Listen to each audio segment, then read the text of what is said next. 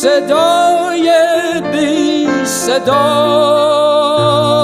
مثل یه کوه بلند، مثل یه خواب کوتاه. یه مرد بود، یه مرد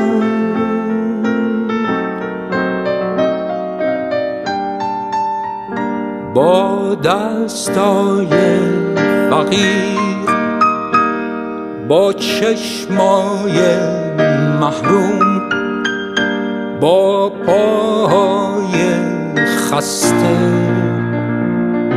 یه مرد بود، یه مرد